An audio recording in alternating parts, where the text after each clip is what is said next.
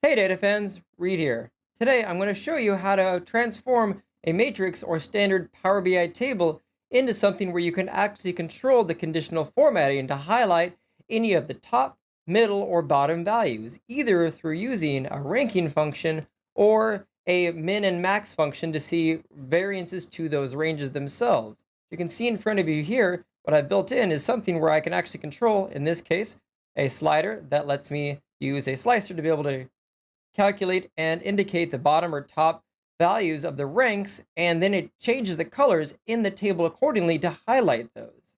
Now, the goal with all of this is just to be able to highlight values that you care to look at that are either at the min or the max of those ranges or ranked. So let's go ahead and hop into Power BI and see how this was done.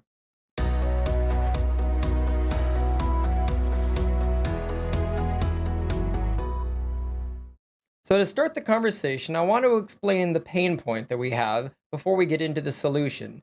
Now, technically with this, I could provide a fixed range and highlight the top, middle, and bottom values, but I want to be able to do something where I can actually control that via slicer selections and call out top 10, top 5, whatever it is. Give the user the options for that.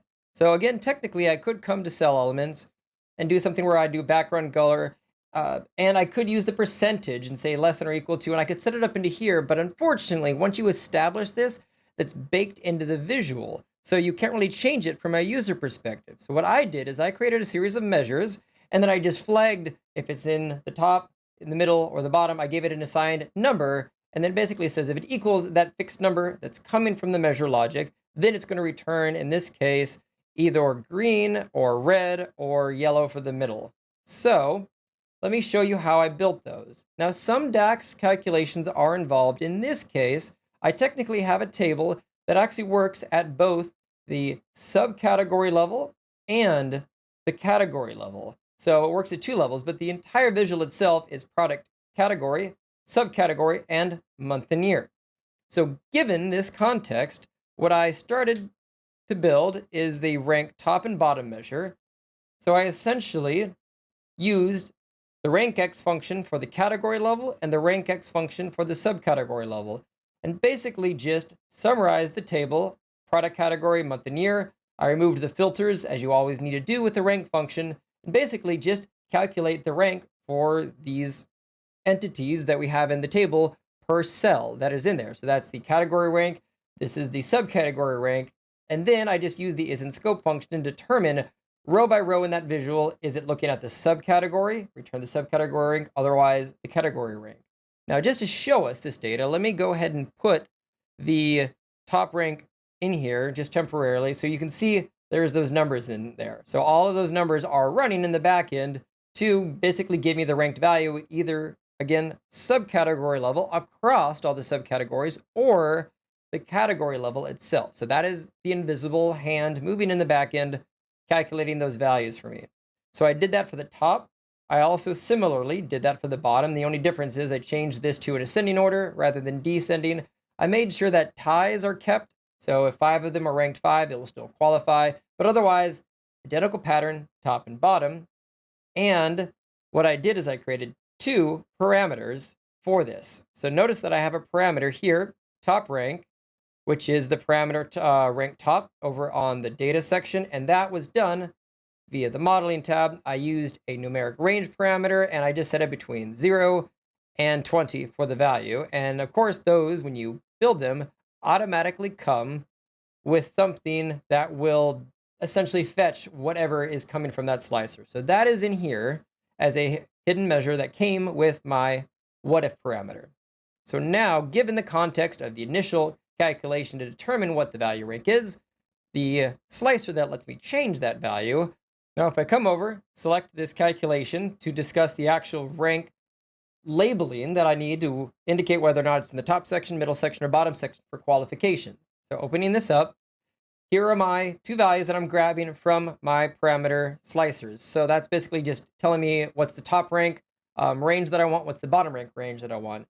Now, I'll mention this in the next section. That's basically a special condition to give a special color if they end up overlapping. So if my top range and my bottom range is too wide, so like give me all 50 of the top, all 50 of the bottom, if there's not enough unique values that they actually cross over each other, I can give it a fourth color to indicate that you're kind of blending the two worlds. It's qualifying for both. But for now, we saw basically red and green and yellow, and that's what's being done here. So if my actual top rank calculation, so the rank of the values, if that is less than or equal to my top selection, give me a return value of 1. So meaning, if the rank of any of these numbers is in the 1 through 10 range, then basically qualified as 1, which is why that's getting green.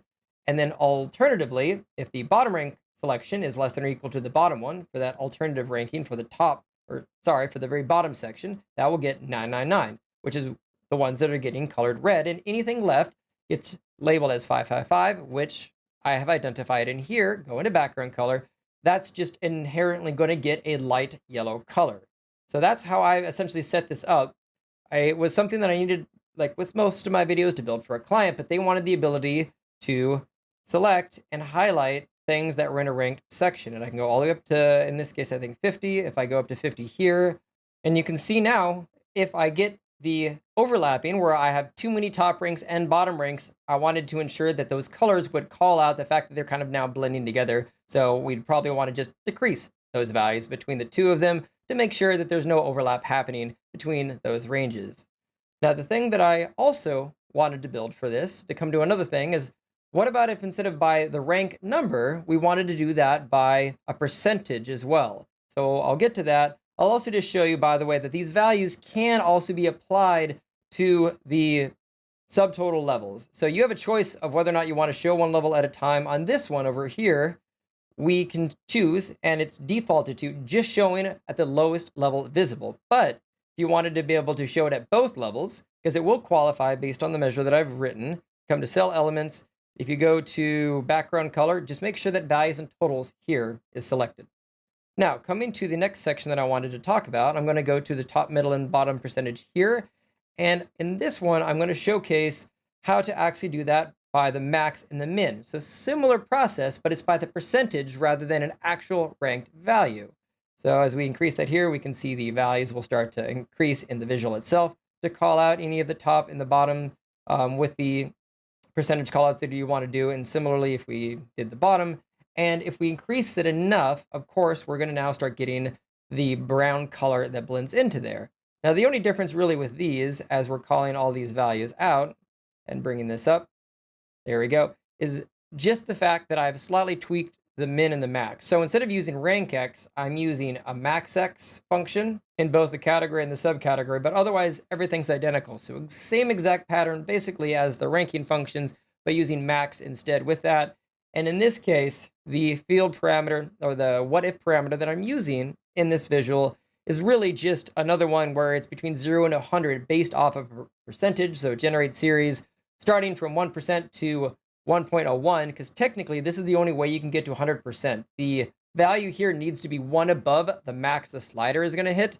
It's something that I've always found is more of a glitch in them, but just as a bit of an FYI. But similar principles and practices that you can get in here, but something that allows you to at least do a range of min-max rather than necessarily a rank itself. But both give you a similar result as you build this out and get closer and closer to these ones. So be curious to know what you thought about this process, or if this is something you would want to implement. But the nice thing about this is this works both with background colors. I could have done this just at the font color itself. And I also could have used in cell elements a icon only. So any one of these I could use as an indicator to flag these values to provide some kind of indication of where my values lie within those top, middle, bottom ranges.